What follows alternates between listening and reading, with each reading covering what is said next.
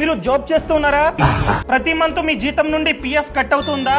అయితే మీ కుటుంబానికి ఈపీఎఫ్ఓ 7 లక్షలు ఇస్తుంది. అవునండి, లాస్ట్ 12 మంత్స్ గా మన జీతం నుండి పిఎఫ్ కట్ అవుతున్నట్లయితే ఫ్రీగా డిఫాల్ట్ గా మన పేరు మీద లైఫ్ ఇన్సూరెన్స్ పాలసీ ఉన్నట్లే. అది కూడా coverage max to max 7 lakhs అన్నమాట. పొరపాటున జాబ్ చేస్తున్నప్పుడు మనం పోతే ఈపీఎఫ్ఓ మన కుటుంబానికి 7 లక్షల కవరేజ్ ఇస్తుందన్నమాట. ఈ విషయం చాలా మందికి తెలియదు. జాబ్ చేస్తూ చాలా మంది పోతున్నారు. ప్రతి ఒక్కరు క్లెయిమ్ చేసుకుంటున్నారా? ప్రతి ఒక్కరి కుటుంబానికి 7 లక్షలు వస్తున్నాయా?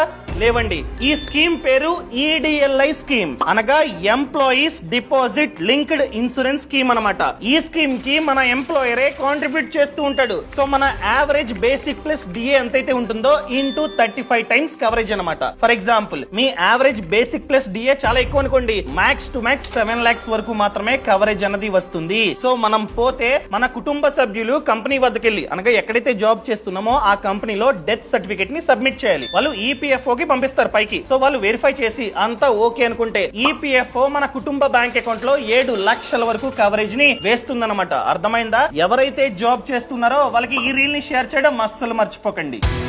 బాస్ వాలా, బీ ద బాస్.